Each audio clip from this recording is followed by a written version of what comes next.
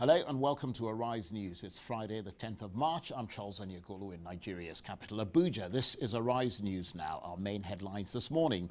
President Buhari returns to Nigeria 7 weeks after he left the country on a medical vacation. But will Nigerians ever get answers to his mystery illness? Plus, South Korea's highest court upholds the decision by Parliament to remove President Park Geun-hye from office. She could now face criminal charges. And a day after Hawaii first launched its lawsuits, there have been more legal challenges to President Trump's travel ban on immigrants from 6 mainly Muslim countries.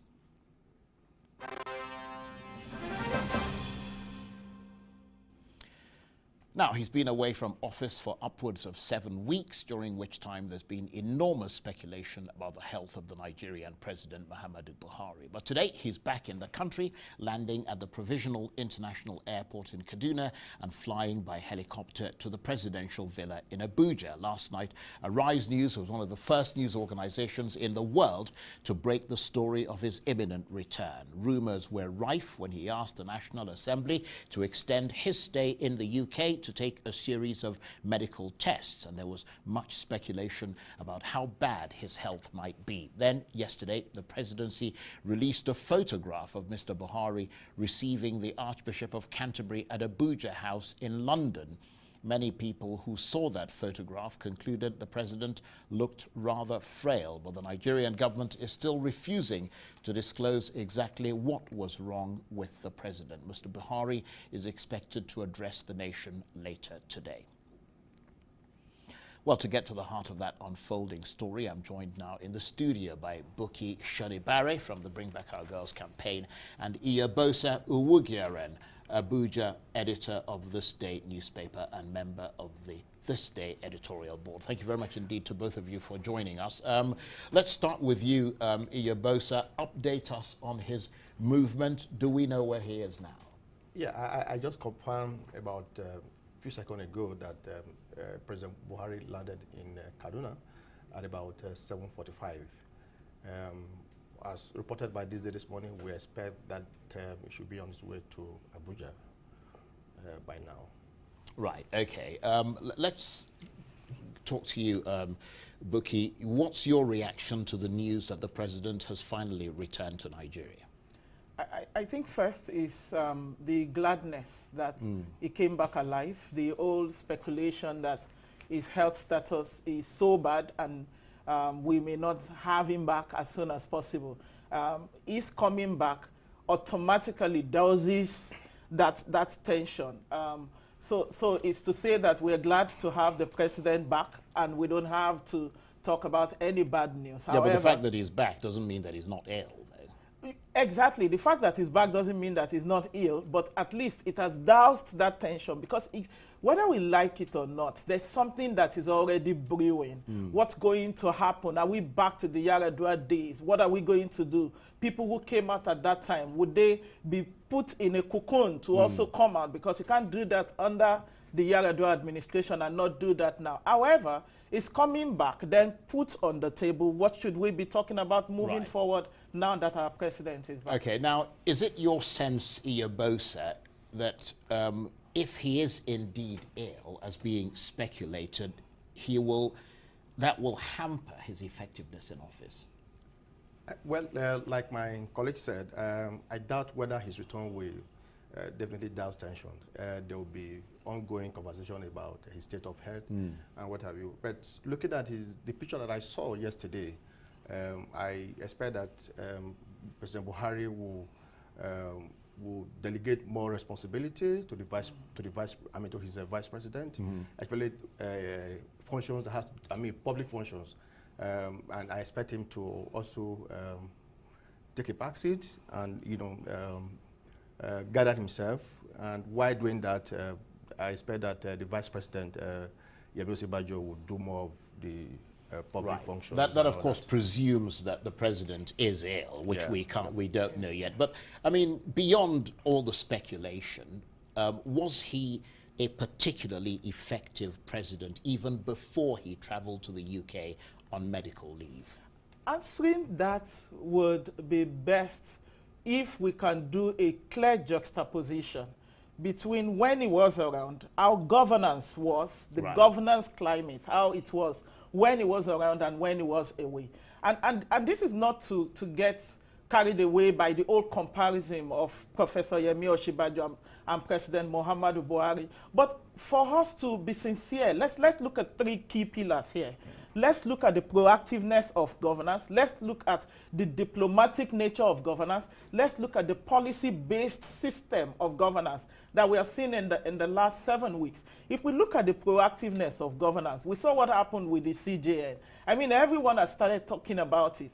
And it is the question of, do we want to wait before before things degenerate to a very bad situation, like in the case of the CJN, where that lacuna gave enough room for people to be asking, can we trust this government? Is there something political about it? Is there something ethnical about it? But if we have a proactive governance, it douses that tension. Let's look at the diplomatic side. We saw something that Professor Yemi Osinbajo did clearly, which is part of the expectation for this government. He visited a lot of places. Let's look at what he did with the Niger Delta and oil-producing states. He went to Rivers, to Bayelsa, to Edo, to... But that could easily have been part of a plan that the government is putting into effect, not necessarily him. Yes, but it is one thing to have a plan. It is another thing for you to be seen to be carrying out that plan. You've got a point there. But let me just make very clear now, I'm just being told by my producers that the president has in fact landed in Kaduna. So that is absolutely ineluctably clear. He's back in Nigeria. He's now on his way to the Kaduna Air Force Base, presumably from where he's going to take a helicopter back to the presidential villa here. Now, Iyabosa, you're a guy with an ear to the ground, as it were, the Abuja editor of This Day newspaper. What sort of views are you getting from ordinary Nigerians about whether the president, as Buki was suggesting, there should perhaps take a back seat, and you were suggesting as well, and allow his Vice President Yemi Osinbajo to take greater charge of the country? Well, I think that is the general feelings of most Nigerians. Because you notice that while he was away, the vice president was very mobile. Even though some of the president is also give credit to President Muhammadu Buhari for picking a very energetic and resourceful vice president.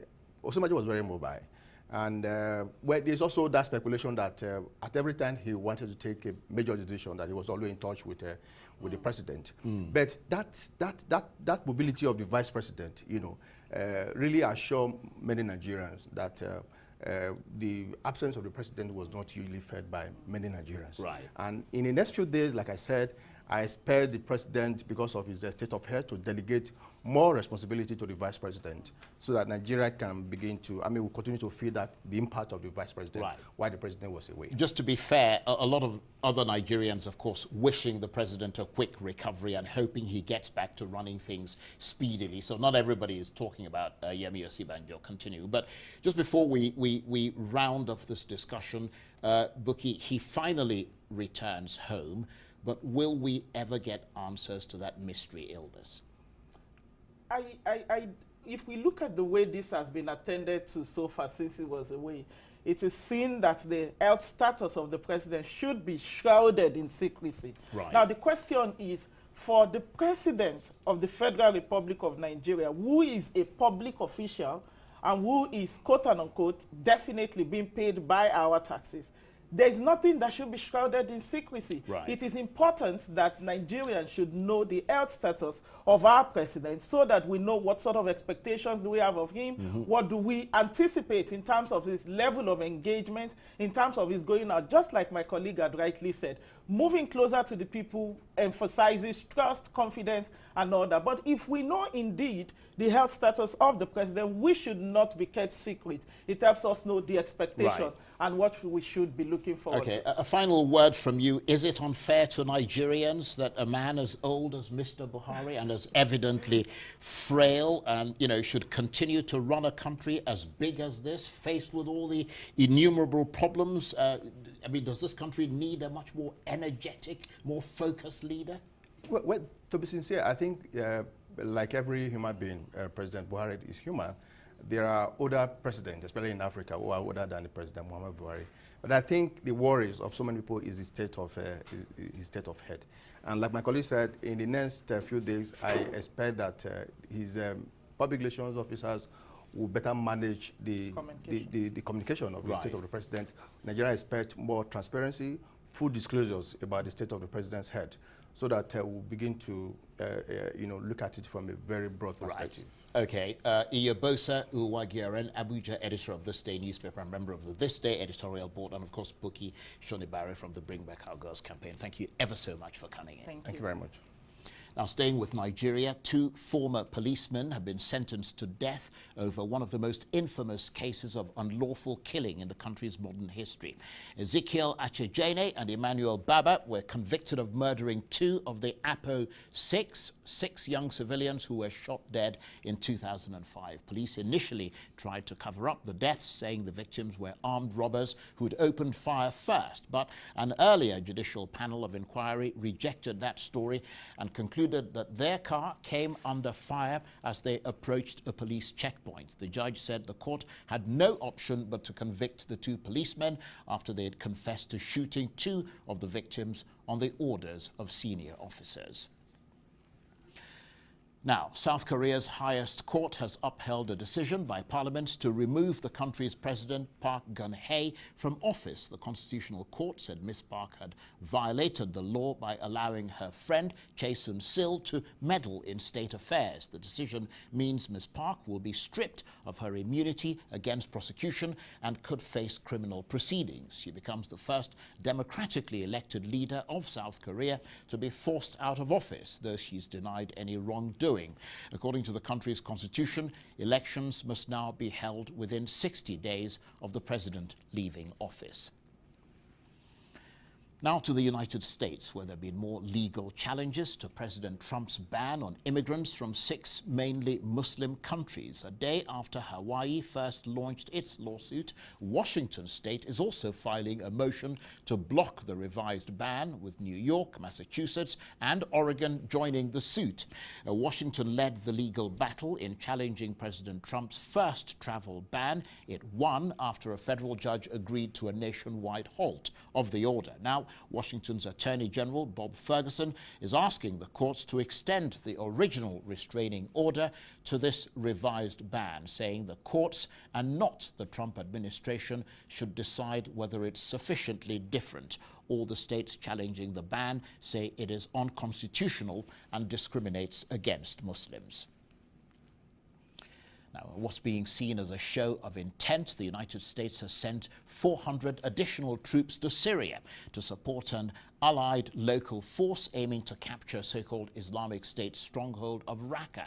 They include Marines who've been arriving in Syria in the past few days, joining U.S. Special Forces already there. U.S. Secretary of State Rex Tillerson has said defeating IS is Washington's top priority in the Middle East. Mr. Tillerson is to host talks with coalition members in Washington later this month ahead of the planned assault on Raqqa. Meanwhile, reports from Syria say U.S.-led coalition airstrikes